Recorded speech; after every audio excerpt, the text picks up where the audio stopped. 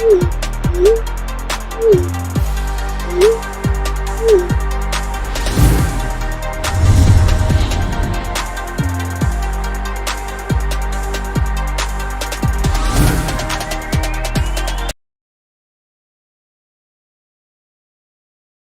Sunday morning to everyone.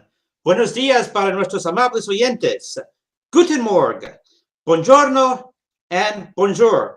Welcome everyone to the first two episodes of Exploring New Frontiers, Strange New Worlds Conversations. I am Chris Pabon. I am back from my sabbatical, and if there's one thing I learned, it is that you indeed do not want to order the house dressing. And I am very happy to be here once more with my co-host, Josh Pritchett. Hi, Josh. Hello, good morning, welcome to all starships in the Alpha, Beta, Delta, and Gamma quadrants. I am Josh Pritchett. I'm glad you're back, Chris. And I just want to mention before I am legally required to mention before we go any further, I am wearing pants this morning. Josh, I am very relieved to hear this. I don't know. I just wanted to throw that I wish I could say the same. Yes. How was sabbatical? Sabbatical was awesome. Kept up with the show from a distance. Refreshed, recharged, re-energized. I feel like the dilithium crystal matrix has been totally rebuilt, and I am rolling and ready to go. And before we start discussing both episodes, which was Strange New Worlds and Children of the Comet, Josh, overall impressions? I am really loving Strange New Worlds. It is the hype is well deserved. It feels like after it feels like this is right up there with Lower Decks and Prodigy. This feels like Star Trek. I know I'm the guy who usually jumps in here and defends both Discovery and Picard, and I think they're both good shows, but there are times that both shows over the last few years have felt like they were Battlestar Galactica in Star Trek, and I'm really glad that we're back to episode of the week shows that we're doing Discovery. I mean, not Discovery the show, but I mean discovering strange new worlds and seeing strange new life forms and seeing Star Trek imagined in a way that, okay, if Gene Roddenberry and the gang back in 1966 could have done it, they would have. There's things we'll get into specifically here in just a couple of minutes that I thought were, I really like. But also, one thing I really love is the musical scoring. I don't know if you've noticed this, but the musical score sounds like updated versions of the TOS series musical scores, not just the theme song, which is fantastic, but like, when they're getting into like a dramatic scene and it's like dun dun dun, and it's kind of, I can't really do it because I'm not musically inclined, but it does feel like that. It feels like, yeah, this is classic Trek, but with a more representational cast and also with a more, just better aesthetics, better, it really feels like Star Trek, even if it is 50 plus years later. It feels like a Star Trek all over, brand new, reimagined, and just, it's great. I love it. I will just say to everyone here who's about to listen to us, I am mainlining the Kool-Aid on this one. I love it. So let's go forward and let's talk about Strange New Worlds. Let's hit it. We start off in Montana in a snowy day where Mr. Bohannon. Oh wait, no, sorry, wrong show. Where Captain Pike is in Montana while the Enterprise is getting restored, rebuffed, and resurfaced after the ending of Discovery, and the scene goes into a home which we assume is his, and we see that he is not alone.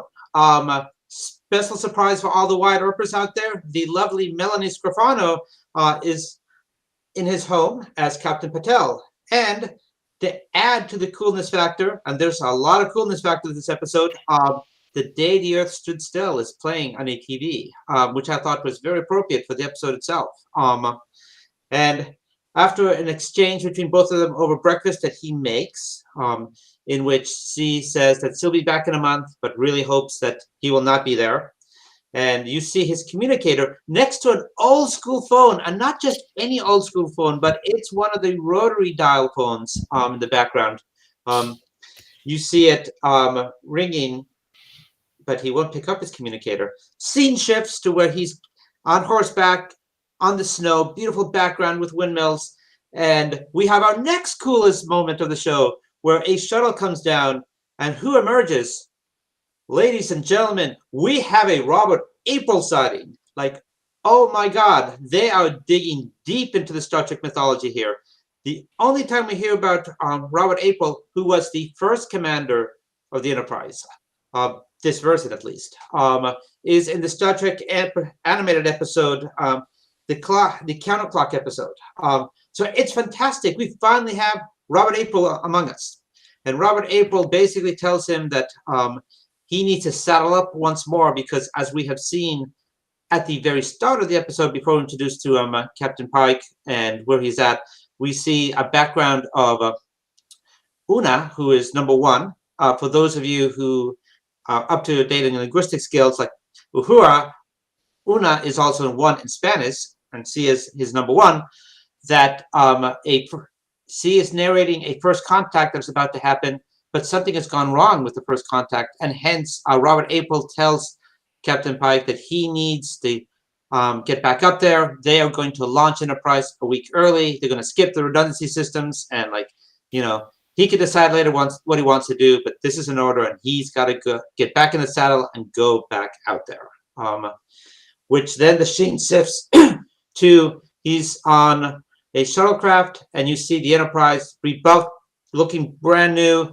But as Captain Pike is haunted by, he knows that it's not just the surface, but it's the stuff the inside also needs fixing. But that said, I would be remiss if I didn't mention a fantastic scene also of where Spock is, because we know where number one is, we know where Pike is, but we need to know where Spock is. And Spock is on Vulcan, and Spock is about to get engaged. And Spock, and again, they bring back Terrell, which is another, you see, from Time of Muck. I think it's Time of Muck from the original series. Muck Time. Muck Time. Thank you, Josh. And, they are about to consummate their engagement when duty calls, literally, by Captain Pike, which is going to probably lead to some stress in the relationship, as we know from the original series down the line. And then we get to the Enterprise. Josh, do you want to take us from there? Yes. Okay. So after Spock and Chris have been recalled, one thing I want to mention is Spock's fiance addresses Captain Pike in the familiar, like when he calls and she says, "No, Chris, he's not busy." I guess it's hinting that she knows Chris, or that they've met previously. Hopefully, we'll build on that. So when Chris and Spock get back to the Enterprise, Chris just assumes that Starfleet Command is just going to let Spock be his acting first officer until they retrieve Una. But in fact, he is introduced to his acting first officer, who is also his new tactical officer, Leon, or I'm sorry, I'm mispronouncing this, Leon Noon Singh. Sorry, there's too many people with that similar names in Star Trek right now. The person who we suspect might be a descendant of Khan Noonien Singh. She is the acting first officer. So the crew, the refurbished Enterprise heads out along with a new cadet Uhura on their first mission together, and they get to the planet, and Pike, Spock, and Leon have to go down in disguise as aliens. The disguises are administered by a young Nurse Chapel, who is played by Jess Bush, and Dr. Mimbega, played by Babs Ulusamonka, This is an interesting departure from the original series in that all the aliens just ended up looking like humans and that Kirk and the gang had to just sort of blend in. Now that they're going to these strange new worlds and they're encountering new life forms, they have to do a little bit more to make themselves look like the aliens, or sorry, rather the non-human types that they're visiting. And when they get down there, they discover that this planet is nowhere near technologically advanced enough to be developing warp drive, which is the reason why Una and the ship she was temporarily serving on were investigating the planet, because they thought they detected a warp signature. What we find out later when Chris and the gang rescue Una and the survivors from the starship that she was on, the inhabitants of the planet are developing a warp bomb, kind of an upgrade from a nuclear weapon. And Una explains that their planet saw the battle that the Enterprise and Discovery were involved with against the Section 31 artificial intelligence that was trying to steal the data from Discovery that necessitated it going into the 32nd century. So Chris and the team have to try to escape from the planet and try to reset things. Chris? Thank you. And I want to reflect upon one important incident in this episode or event. Into every Trek generation, a transporter chief must be born. And so in this one, we are introduced to Chief Kyle, who, much like the transporter chiefs of lore, must do the impossible. And at one instance, he basically takes a substance to prevent Spock from his genetic genome transformation from breaking down and reverting, being the substance directly into his bloodstream. But as we all know from Trek, if you need the impossible done, contact the chief. Yes. So we are at the brink of war, and much like the day the Earth stood still, Captain Pike and Spock allow themselves to be captured and taken to the leader. And the leader expresses that they've been in constant conflict with a faction that ideologically is opposed to them, and that they need this technology because, like, whoever has the biggest stick wins. And at that point, Captain Pike shows them that he has the biggest stick and has the Enterprise drop down from orbit, which is a true showstopper. And then the scene shifts to where we see that there's negotiations between both parties. It's the first time they've been in a room in 100 years. And it really doesn't look like it's going well. And there's a conversation between La'an, Spock, and Pike. And La'an says something that really hits a note with Pike. She says, like, believing you're not going to die is what gets you killed. And we're going to have more reference to that in a moment due to her own background. And Spike contacts Cadet Uhura, the prodigy, as he calls her, and says, like, I need access to the historical database. And he beams down. And throughout the episode, Pike is grasping with the knowledge of his own death, which he shares with Spock earlier, that's going to be like in a decade. So we know that it's not going to be like, next year or something. But he struggles with that knowledge of, like, how to use it effectively. Thanks to the words of Lahan, he realizes there is one way he can use knowledge, and he shows them a glimpse of what their future might look like based on what happened in Earth in our current times. And it is a very bleak future where they end up bombing the hell out of each other, which we know from Star Trek lore leads to, like, World War III, and when the Vulcans do first contact, which, as Captain Pike notes when Spock reminds him, Vulcans never let you forget that they invented first contact. That it goes terribly for them. And everyone is aghast at, like, the sheer image of destruction. And he says, listen, you guys can keep arguing with each other and then, like, blow yourselves to bits because you're going to do it.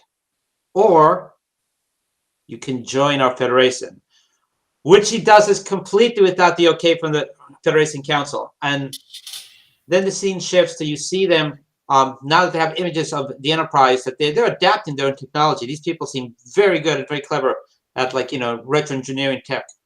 And the scene shifts to what I assume is Starbase One, and Robert April is talking to Spock and to Number One and to Pike, and he says like the Federation Council on technicality decided like they're okay with this, and they're not going to toss you all into the brig. And he says this took almost more pull than I have, and he notes I got a lot of pull. And so we get a mention that the Federation Council is going to double down on contacting alien races, and they're going to call this the Prime Directive, which we see the first mistake of Captain Pike, and he says, "Oh, that's never going to stick." And then we get a fascinating scene at the end with La'an and Pike, and La'an describes what happened to her, and it's a horrifying tale where we bring back the Gorn. We're going to talk later in the episode about the Gorn, about how her family was in a colony ship. It was captured. Everyone but her died because they were either made into breeding sacks or they were fed upon, again, while they were alive. And they tossed the last survivor back, which happened to be her, and she was found by Una when she was an ensign, and that led to them knowing each other, and then to her, and to her natural distrustfulness of people. And Captain Pike talks about how when scientists thought the Earth was just going to not survive, they sent out giant biodomes out into space to try to conserve some of the plant life and animal life, and they prospered in space, and they were so big that they couldn't be brought back down to Earth, so they just created the first space stations around these. And he talks about how you can have remarkable growth in space even when you don't necessarily anticipate it. And he sees the potential for growth in her and offers her a commission on the Enterprise, and she's our new security chief. And away we go for episode 2, Children of the Comet. Josh, you want to take us away? Yes. Okay. So the episode opens with Cadet Uhura in the giving a log entry about the evening she has planned ahead, where she and some of the other crew members have been invited to Captain Pike's quarters for a dinner. She is wearing dress uniform at the urging fellow crew member Erica Ortega, played by Melissa Navarra. When she gets there, she sees that Ortega is dressed in casual street clothes that could actually almost pass for an Ellen Ripley cosplay. Apparently, it was a joke, a bit of a hazing thing for the newbie. When they get to Pike's quarters, Pike laughs. It's like, oh, you use the dress uniform joke. So they then sit down to have dinner, and this is the first time we meet Lieutenant Commander Hammer, the Enarian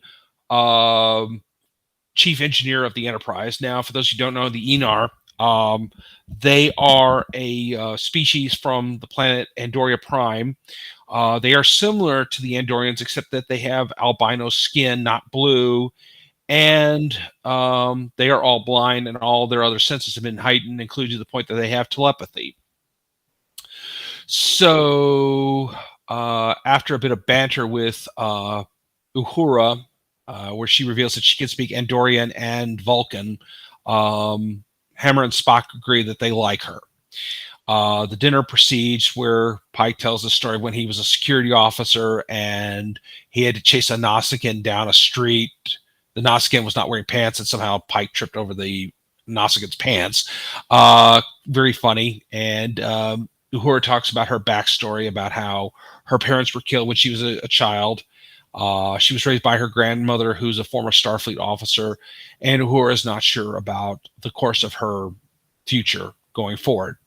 Then it is revealed that the Enterprise is tracking a comet through a solar system when they discover that the comet is heading towards a pre-industrialized civilization, a race of people that are living on a planet that is largely desert and could very likely destroy this planet and wipe out the civilization. So they decide to launch a series of ion rocket boosters to move the comet safely out of the way so as not to destroy the comet and not to damage the planet.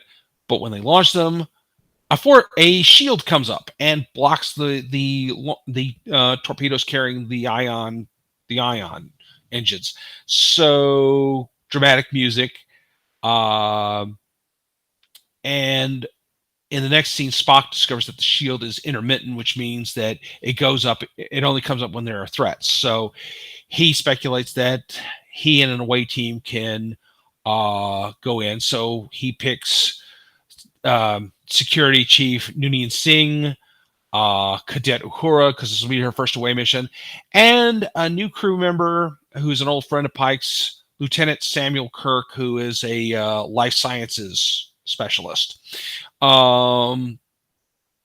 They beam down to the planet, or I'm sorry, rather the comet, and discover that there is a structure on the comet. They go in to investigate and find a large number of markings that could be a language.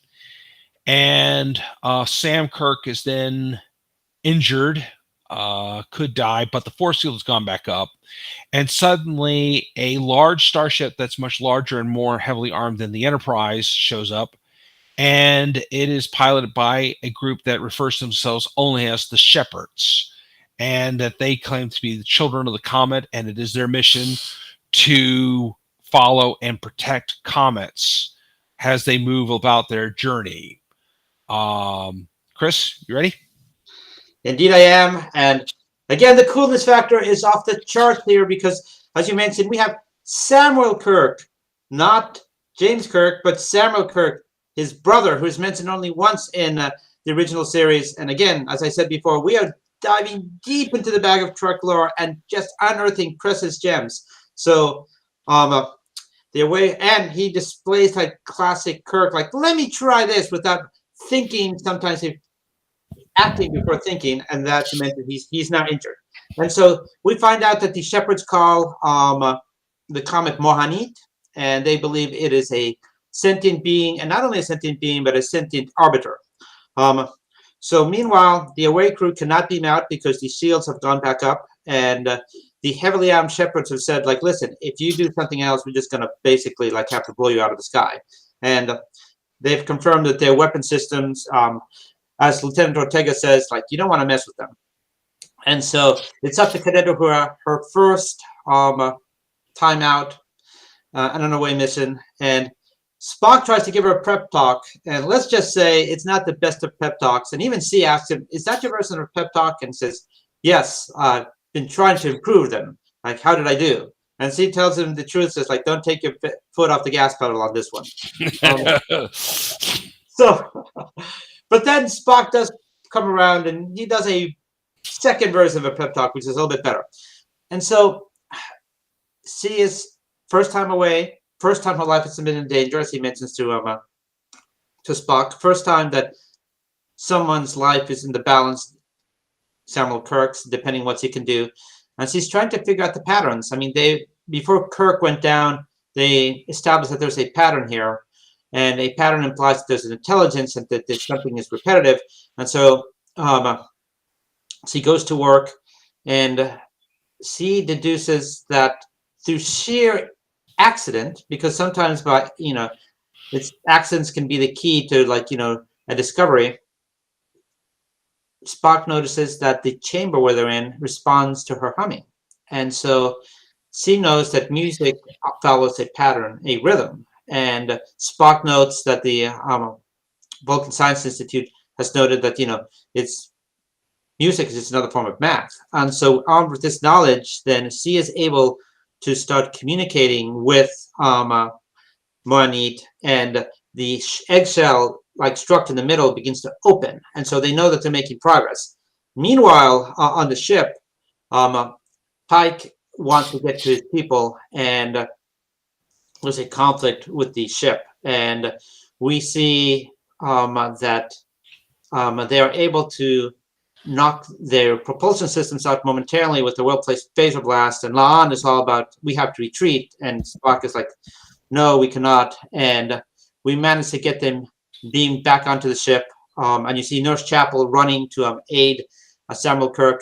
And another cool moment here in this episode, as before they went down to Mohanit, you see Nurse Chapel, who really is engaging in dialogue and flirting with Spock, and something that as we know, it's a relationship that's going to develop.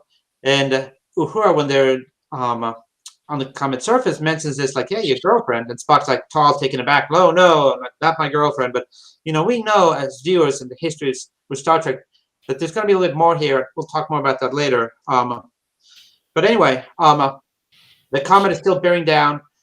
They've got 2 hours left, and as Cadet Uhura reminds Spock, you really like to remind people a lot about deadlines, to which Captain Pike has to agree.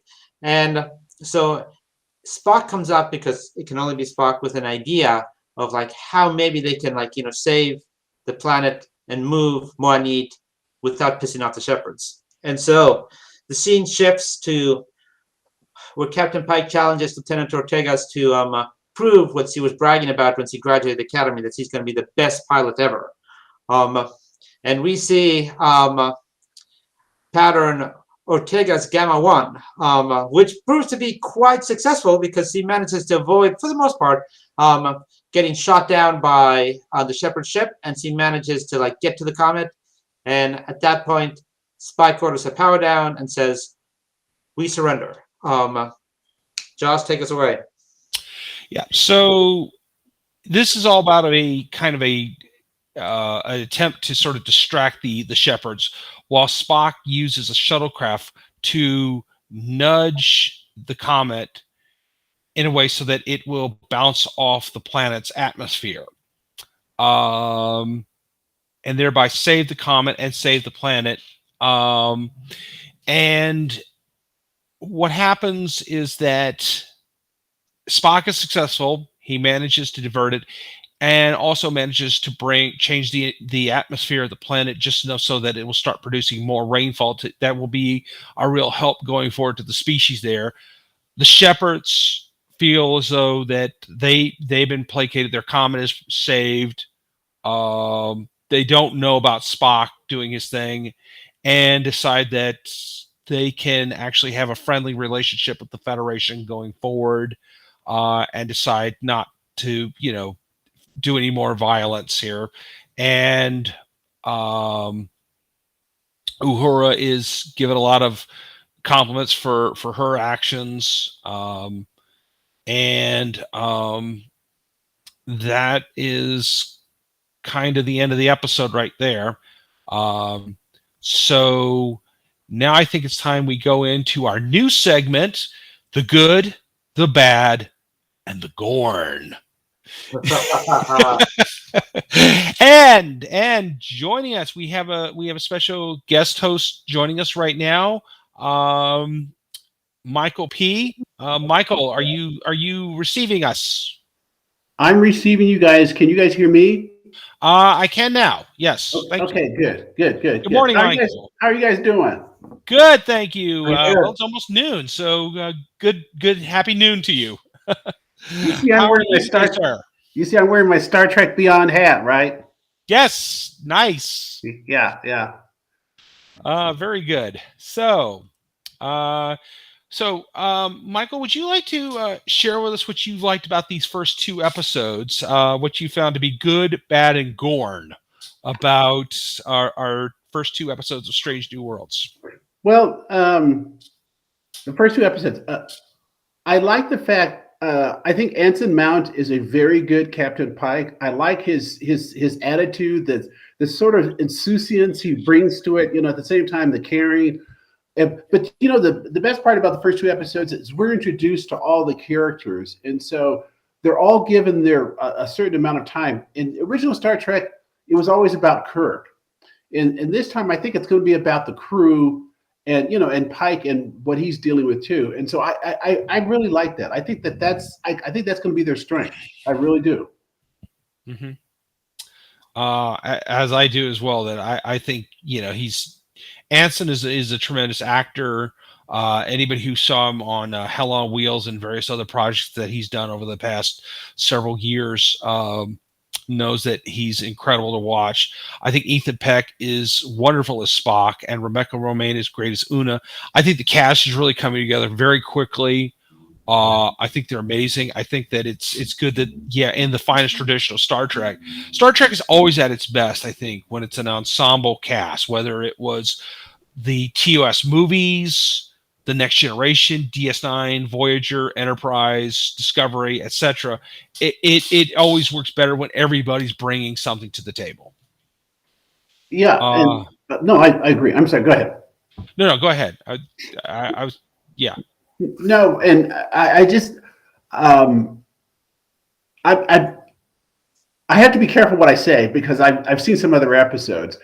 Um, there's a certain there's a certain criticism that that the stories are we're not used to episodic. We've gone away from episodic, and so people there's a criticism online about that they're kind of the stories have to be all great. Well, I would suggest the stories don't all have to be great, especially when we're learning about the other characters.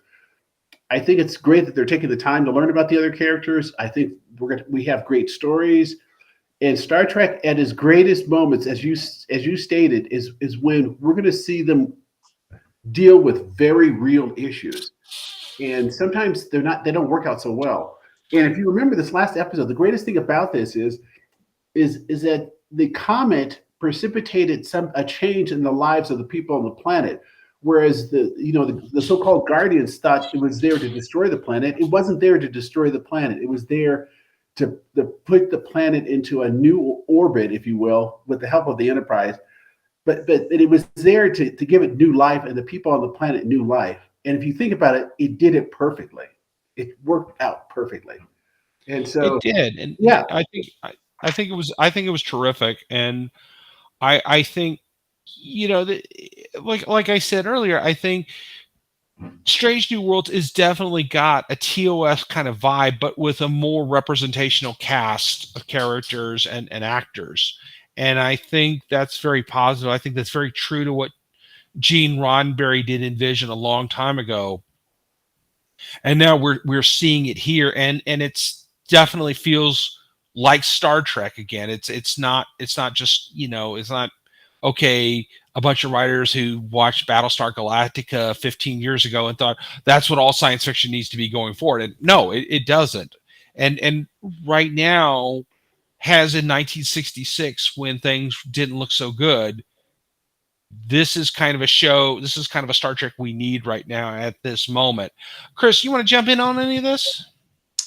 So what I love about the writing of the show and the people behind it is that they are not stuck to the past like historical preservationists sometimes can be, in the sense that when they first made Star Trek the original series, there was no Kevin Feige or Dave Filoni at the helm. I mean, they had no idea that, okay, what we do now could serve as the base for something that could go on to 20 or 30 years, and like, okay, this is what's going to be part of the canon. I mean, when they created this, they were not thinking, 20 or 30 years. They were thinking the episode of the week. And so we have the people behind the show now who are taking the best parts of some that came before us. Like, I've given the shout outs to, like, we have a Robert April appearance, like, oh my God. We have a reference to La'an's ship being captured by the Gorn. Those of us who watched the original series know that, the first appearance of the Gorn was in the episode Arena. So one might think, well, we can't make any other references to knowing of the Gorn because what happened with, like, in Arena with Captain Kirk. No, I mean, you can take the best parts of something that was created without thinking that this is going to be used 20 or 30 years from now, and you can still use it to make a great product. You don't need to be shackled to, like, okay, this is the way things were done. This is the way things have to be. Absolutely not. I love that the writers are taking, like, some of the best parts that we've had of Trek, and they're adapting it to the times that we have now, which I think is awesome. And, again, I bring up the subject of the Gorn because the Gorn are, again, mentioned in Arena, and now, but we have a whole backstory behind it with La'an, and we'll probably maybe even have some more. So Robert April, the Gorn, I mean, I just love that we are taking some old elements, buffing them up just like the Enterprise was after the events in Star Trek Discovery, and we're giving us something new and shiny, and it totally works on. And to what Michael said, like, I myself actually enjoy that these episodes are somewhat self-contained, although it seems like we will still have overall the arc of Captain Pike wrestling with his, at least in this first season, of wrestling with his knowledge of the future. But I like this. I mean, the original series was, sort of also 1 episode a week. We've had a lot of like, okay, overarching themes, most recent Discovery. I like that this is different, that this is sort of like self-contained for now. And as Michael mentioned, I love the fact that it seems like we're going to get, each episode is going to be focused on a different character. This last one was about Cadet Uhura, and we're going to see development of the cast around the captain, and it's not going to be only about the captain. But that said, I also agree, Captain Pike, Anson Mount, knocking it out of the park. Yeah. So I just want to kind of give a quick thing for fans who may not know anything about Robert April. Robert April was, as you said, he was introduced in the final episode of Star Trek: The Animated Series in 1974, I think, and he was, and subsequently after that, anytime you had a photograph of him show up in one of the guidebooks, it always was a photograph of a young Gene Roddenberry. April, essentially, when that episode was written, I think they had forgotten about, the writers had forgotten about the Menagerie two-parter, which featured a Pike who had suffered the radiation scarring and Spock was taking him back to Talos 4, where he could live out his life in peace and not be bound to his crippled body. But April was brought in, and he was introduced as the Enterprise's first commanding officer. And we've largely assumed that Robert was the captain of the Enterprise during its initial shakedown cruise. Maybe he had a short exploration mission before handing the ship off to Pike. We've never really gotten to that, but now that we've introduced the character, maybe we could have some flashbacks or something that could fill him out a little bit more. Which I find that to be an exciting idea going forward. Also, I just want to throw this out to you guys. What are we all feeling about Lieutenant Samuel Kirk, Jim Kirk's elder brother? What do we think about that? Brilliant addition. Michael? Let's wait and see. Let's see what happens with him. Okay. Okay. I think that should be interesting. Also, too, yeah. Just a quick question: do you guys know how many seasons have they promised? Have they, because at some point in time we have to get. I mean, it's supposed to be 10 years away when he dies, but do we know if? I mean, it's my understanding. I think we've already been promised a second season. Yes. Yes. Okay. Sorry, go ahead, Chris. No. Go ahead. You first, and then I'll go. Okay, so it looks like they're going for at least 5 seasons. We do know, I think we've heard that it's somewhere in the second season, Jim Kirk is supposed to be introduced onto the show. I think that they're going to slowly bring in the classic series cast members that we know from the original series. It is a little bit confusing because, because I think Pike was supposed to have encountered his fate sometime just early on when Kirk himself had first taken command of the Enterprise, based off the episode of the Menagerie. So they may not have figured that out. One other key thing I should have mentioned was that at the end of the second episode, Pike was looking up the names because he knows the names of the people he rescues in his vision. So he's kind of started keeping track of them, and they're still kids at this point. So he's keeping an eye on them. He's being his own shepherd. So just wanted to get back to Sam Kirk real quick. The first time we've ever seen mention of him was in the episode Operation Annihilation, in which that was the episode from the original series where you had the flying jellyfish that apparently when you get stung, it causes erratic behavior and ultimately death. I want to mention that here because in the scene where we actually see Sam Kirk, he's already dead and lying on the ground. And that was just William Shatner lying there with a mustache. So when Pike makes that reference about Sam's mustache, I thought, well, that's pretty funny. Are they planning to just have the same actor play Jim Kirk, and just take the mustache off.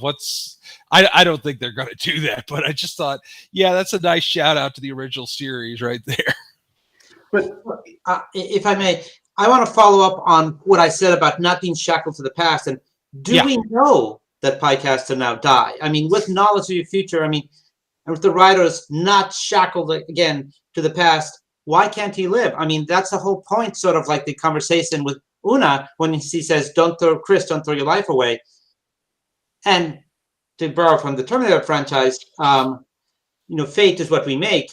Does it have to go down that way? I mean, does he have to die? I mean, I also sort of think that this would, it is so horrific what happens to him that within the episodes, how many we get, I mean, seasons we get, 5 or 7, if there's a way for him to escape his fate, I mean, I'd be very okay with that. I mean, so it means that in the original series, he doesn't go to Talos 4.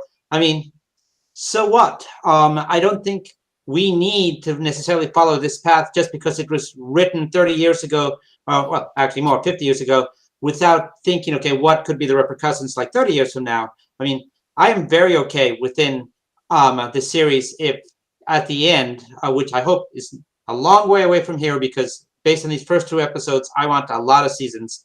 If at the end Pike does figure out a way to escape his fate, I mean, so what? I am not bound to tradition. If they want to do this, I would be perfectly fine with it. All right, can I throw something into that? Yeah, please do. All right. Please. We may have one of those situations. We just saw in Picard where Wesley showed up as a traveler. We saw that Q died. Was going wherever the Q go. I don't think they die. I think they become even something more. So what would happen if the traveler or one of the Q comes to Pike and says, okay, you can actually change this, but you need to understand the ramifications of if you change this. And so Pike may make the decision not to change things, but because he's shown something else. Because we all know that, the butterfly effect. Once you make, and Pike not dying is a major change. That's not a trivial thing. Okay. Yeah. Him not dying is not a trivial thing. So yeah, because there's so many things, so many people associated with it, et cetera. I would suggest that I think it's going to be a very complicated, and I think that however they write it, it's going to, the better the writing, the more happy we're going to be with the solution. Okay. So I'm going to be happy with either solution. If he lives, I'm going to like that. And if he dies, I'm going to see that he went in and made the sacrifice like a truly great hero. He understood the sacrifice he's making. And that makes it even that much better, Yeah. Before we go ahead, our producer just sent me a message saying that they have already begun filming season 2 of Strange New Worlds. So we are definitely set to go on that one. Hopefully we will be giving our audience more information and news as we get it. But right now we're still enjoying season 1 and it's still early days. So we know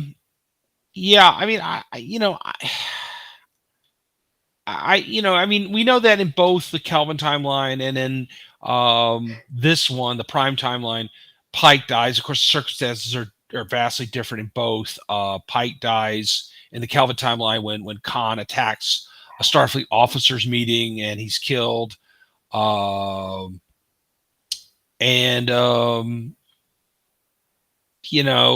This one, of course, he dies from, while saving these cadets, and it dies in action, and which is pretty, poignant.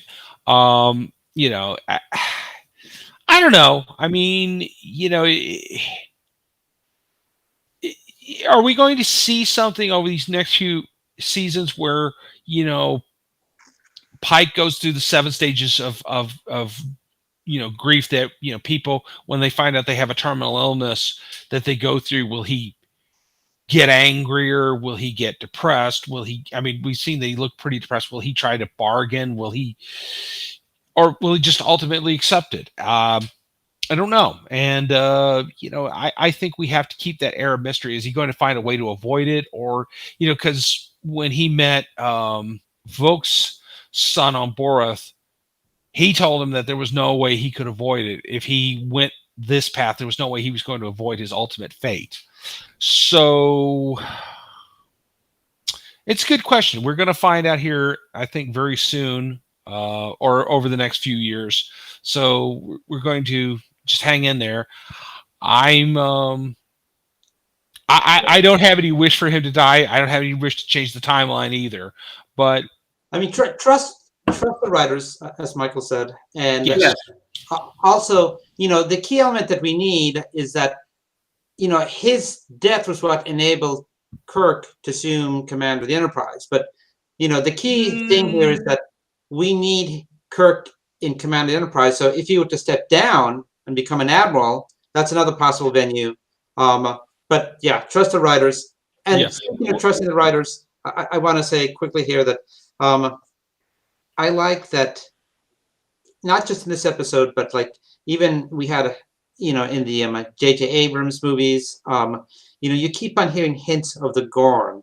But in reality, we've only seen them 3 times. One in Arena, the second in an animated episode, and the third Into the Mirror Darkly in Enterprise.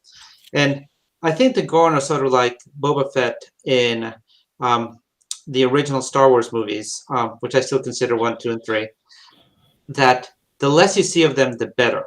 So I hope actually we don't see a Gorn. I like that we keep on getting these hints of what they do, because it sort of elicits a primal response that we as mammals have of reptiles. And they're just like the perfect boogeyman and a boogie person, excuse me.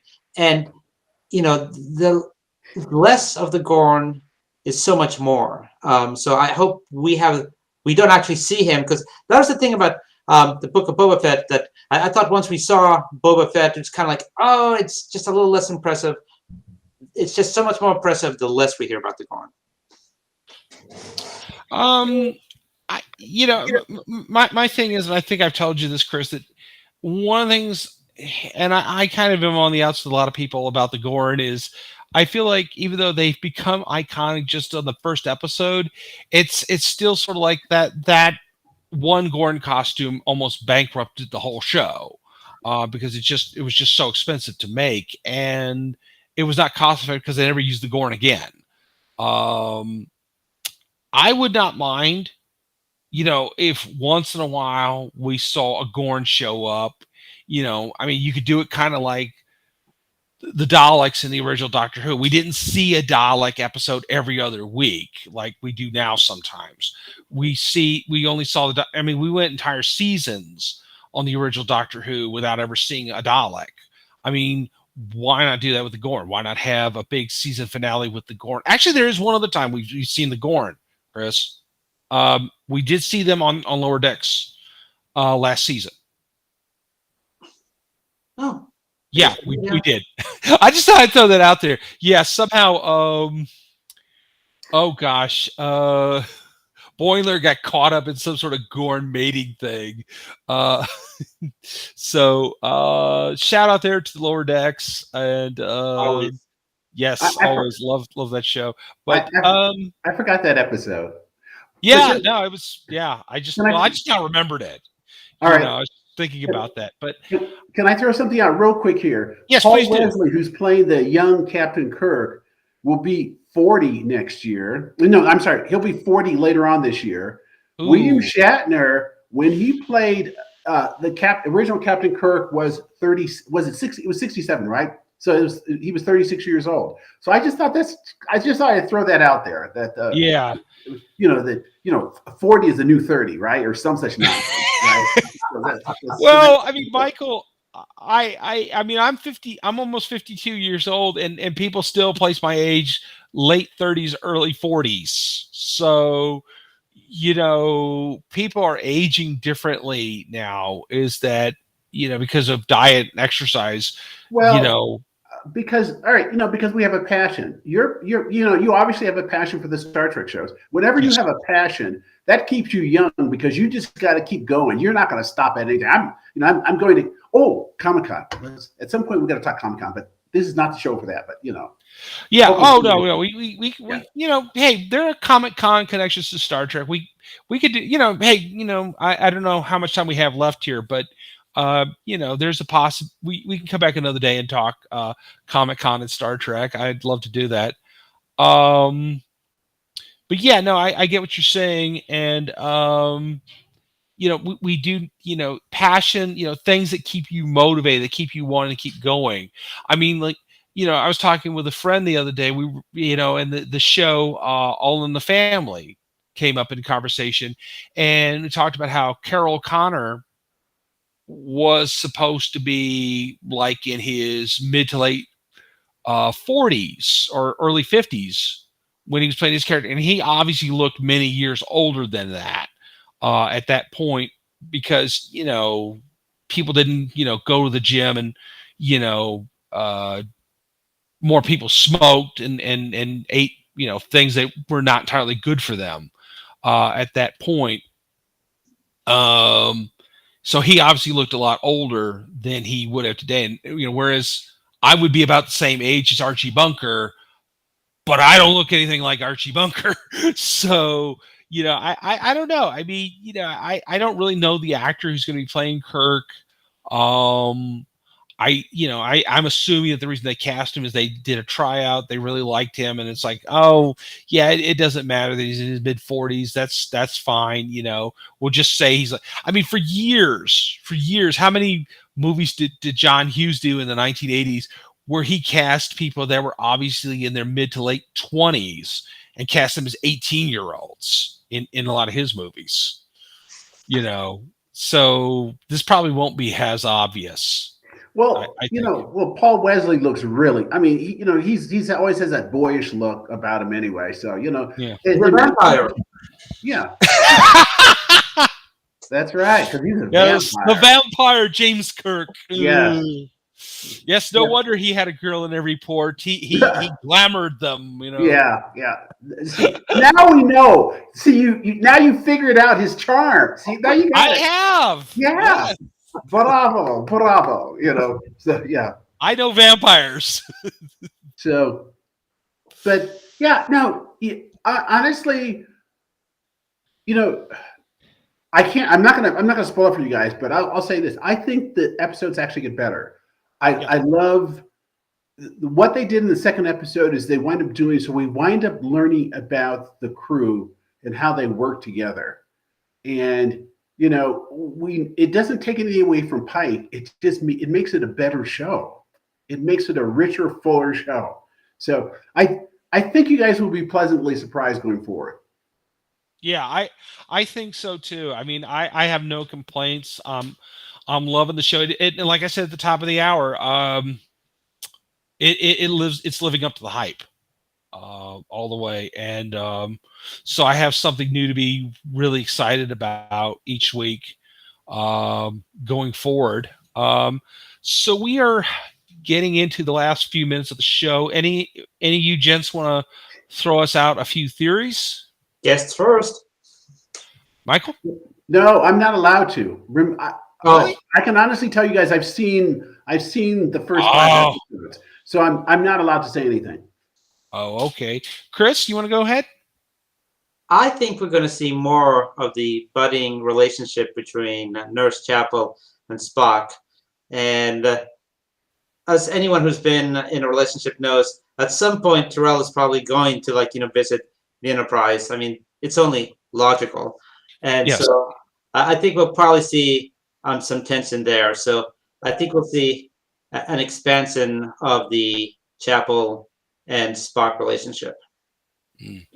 Yeah. Kind of think that girl is being a little bit, a little too flirty with Spock, and clearly he's uncomfortable with it, which I think is very interesting. Is that you see Spock wanting to be very true to his true love, and that he's not going to go messing around. And I think that's really says a lot about his character. But of course we knew that Spock has a certain standard for himself. I can say this though. I can say this if you guys don't mind. I can say this. I think Nurse Chapel enjoys the flirting that she does with him because it does make him uncomfortable and it gives her a certain amount of power over him. Okay. Yeah, I think you're exactly right, Michael. Yeah, she's not being evil. She's not being evil. She's being a woman that she set a goal for herself, but at the same time she understands that she's not going to do anything unethical. Because she's not that person. And right. she knows that that's about Spock, but at the same time, she's gonna play with him. Okay, let me just leave it at that. She's gonna play with him. She's gonna try to melt his achy breaky heart here. Yes. No, I'm sorry, cold heart. I'm sorry, getting all my country music references mixed up here. Okay, so some theories I have. I do think that they will meet the Klingons very soon. I think that we will find out more about Security Chief Noonien Singh. I think that the show's going to continue to get better and better. I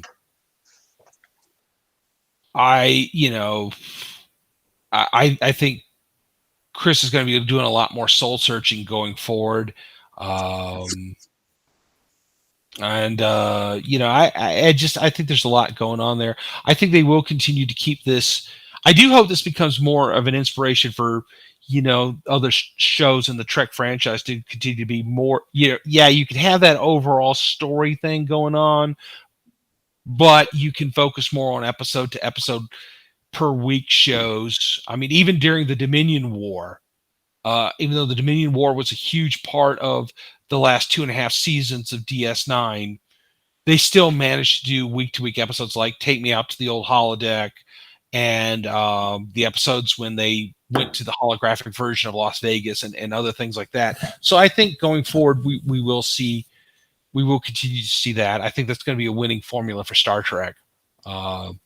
Moving on into other show ideas like the Section 31 show, which starring Michelle Yeoh, which, by the way, quick plug out here for Empress Giorgio. I highly recommend Everything Everywhere All at Once. But getting back to Strange New Worlds, I don't have too many theories right now, except that I think they will continue to go forward, and I think we will see more exciting Helm's maneuvers by Lieutenant Ortega. I really like her character, and I think we're going to find out a lot more about Lieutenant Commander Hammer and the rest of the crew. I mean, I agree with that. As we've mentioned, the show seems to be focused on character exploration. One theory I have, though, is based on opposites attract, and it seems on the show like the two extreme opposites would be Nurse Chapel, which, I admit I'm a fan of the character, and La'an. So in the sense, again, the opposites attracts, I think that we will see them have a developing friendship because it just seems they're so polar opposites. They can't avoid each other. So I think that we will see some type of friendship, a bond develop between both of them. Then I think that we will probably see, at least I hope we will see more of Robert April, because it would seem a shame to just bring him on for one episode and then just not have him again. And then I think we will also see Hammer, and I like the fact about him that he doesn't treat that he can't see as a disability, because he says, well, all my other senses are enhanced. So I think we'll see some episode focused on him and perhaps on that aspect of him. So yeah, a lot of what theories that I view are for this, at least this first season, of the relationships that are going to develop, or the bonds between the different cast members and the crew. Yeah. And, anybody who went to Shore Leave 2 or 3 years ago, and got to meet Anson Mott and Ethan Peck. That was great, but I think we're going to get to meet other cast members from Star Trek, from Star Trek Strange New Worlds, rather. If you get a chance to meet Anson and Ethan, it's well worth it. They're great guys. They're a lot of fun to meet. And Anson really cares about this show and playing Pike, and he loves Star Trek, and he loves what he's doing. So that's very rewarding. So, well, I guess we're gonna get ready to wrap it up. Michael, would you like to tell people how to get in touch with you if they have questions or anything? Sure. I'm on Twitter at MickleP, there it is right there. I'm also on at Friends of Comic Con. I write there under the same pseudonym, MickleP, and the forum, and so you can always contact me there. Okay, Chris. Thank you. So you can follow me on Instagram at Dirty Cosplay, and shameless plug for anyone in the DC area, or not even in the DC area, who's coming to AwesomeCon the weekend of June 4th. That Saturday at 7 p.m., I will be organizing the panel on who can lift Mjolnir. So June 4th, Saturday, 7 p.m. If you're at AwesomeCon, please consider coming to our panel. This will be part 2. We did this panel, a version of this panel in AwesomeCon last year, and we are back again with part 2 with pertinent questions such as which villain might be able to lift Thor's hammer, and is Thor himself still worthy of lifting Mjolnir? Excellent. I am looking forward to coming to that panel. And as always, you can reach me at Josh Pritchett Jr. on Facebook. And my book, Bigfoot and Other Tales of the Supernatural, is still available on Kindle and Amazon books. So, side note, in June, I will be at the Stanton, Virginia Bigfoot Conference selling my book. Chris and I will definitely both be at both AwesomeCon and at Shore Leave if you want to just come up and say hi to us. And we will be back again next weekend for another adventure in strange new worlds. Thank you all very much for joining us today. Live long and prosper. Peace and long life.